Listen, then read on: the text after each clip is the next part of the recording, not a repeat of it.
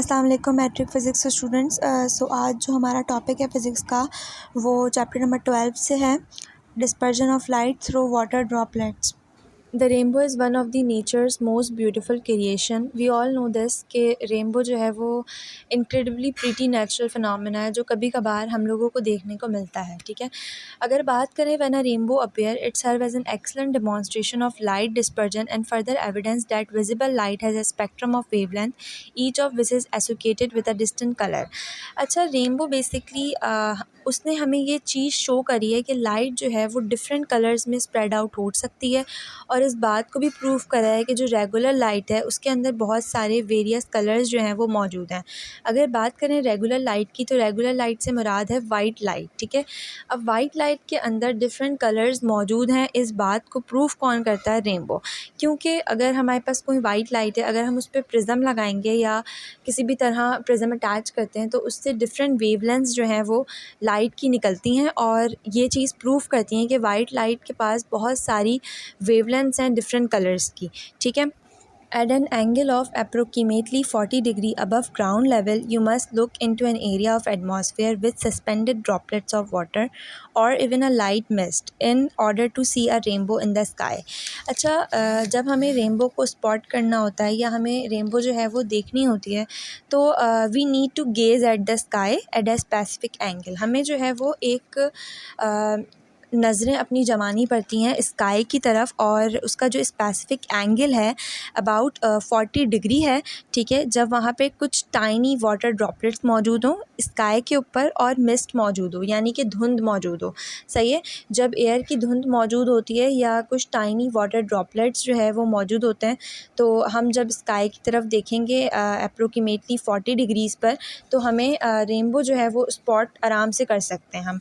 अच्छा, अगर 40 डिग्री की बात करें तो ये कॉमन एंगल है फॉर ऑब्जर्विंग अ रेनबो। ठीक है, ये कोई फ़िक्स रूल नहीं है, या रेनबो जो है ना वो डिफरेंट एंगल्स में भी हमारे पास अपीयर होती हैं स्काई के अंदर।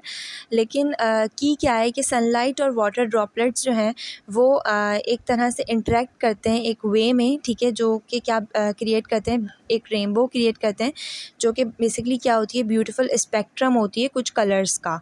ठीक है, तो ज़रूरी नहीं है कि 40 डिग्री के ही एंगल पे हो, एक कॉमन एंगल है 40 डिग्री, उसके अलावा भी रेनबोज़ जो हैं हमारे पास डिफरेंट एंगल्स में भी हमें मौजूद दिखती हैं। ठीक है, अच्छा, रेनबो कौन बनाता है? Sunlight and water droplets. ठीक है, वाटर के कुछ कतरे, पानी के कुछ कतरे और सनलाइट जो है वो जब आपस में इंटरेक्ट करती हैं तो फिर वो जो है रेनबो बनाती हैं, और बहुत ही ब्यूटीफुल स्पेक्ट्रम होता है ये कलर्स का, जिससे हमारे पास रेनबो क्रिएट होती है।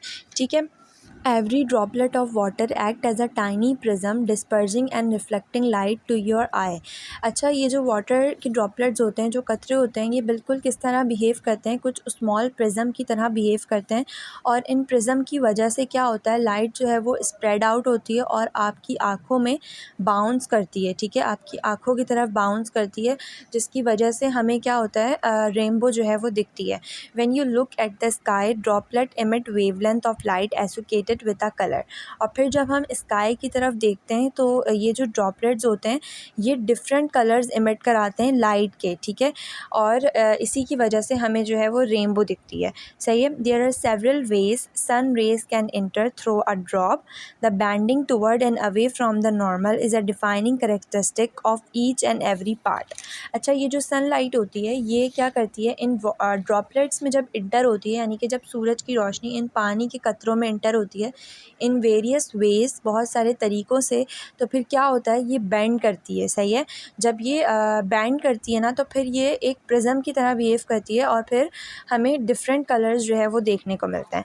ठीक है, the part of light as it enter the droplet internally reflect and then refract out of the droplet is an important consideration when discussing rainbows. ठीक है, जिस तरह लाइट ट्रैवल करती है ड्रॉपलेट के अंदर, बाउंस करती है और फिर वापस आती है, ये बहुत क्रिटिकल वे है जब हम किसकी बात करते हैं कि रेनबोज़ किस तरह बनती हैं।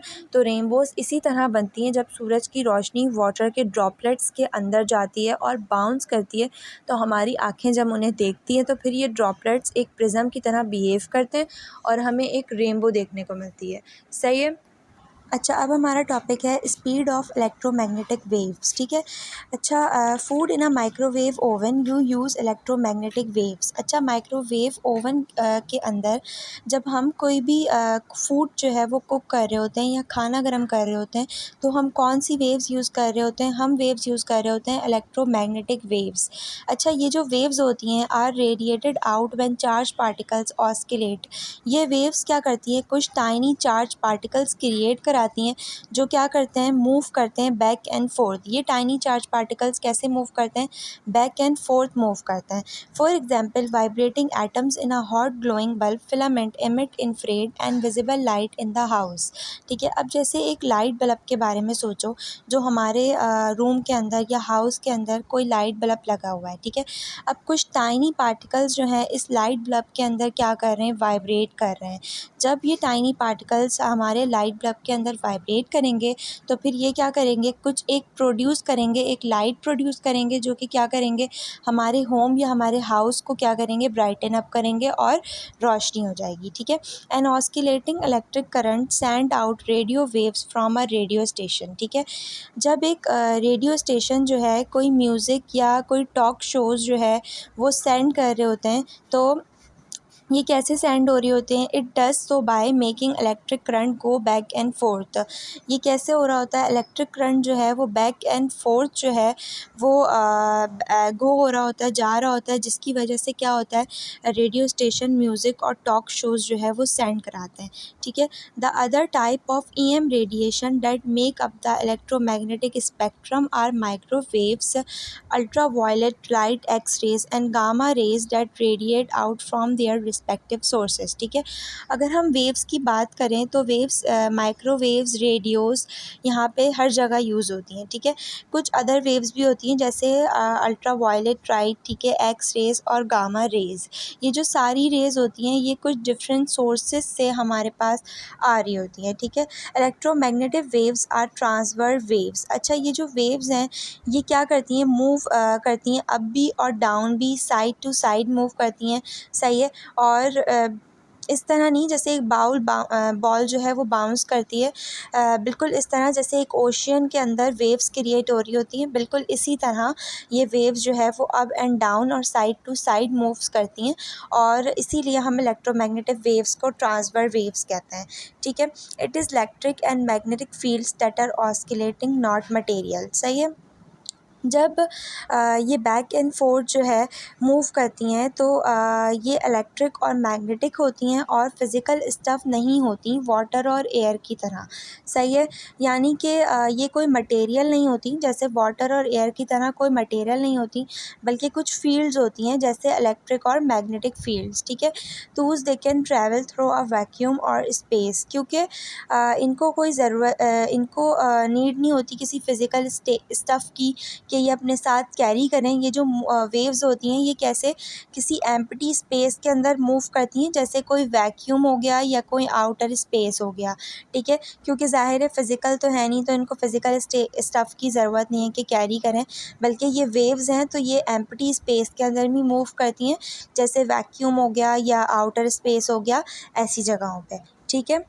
ओके, सो आज के लिए इतना ही था। सो फ्रॉम नेक्स्ट क्लास इंशाल्लाह हम कंटिन्यू करेंगे आपकी बुक के further topics. So stay connected for your higher grade in studies.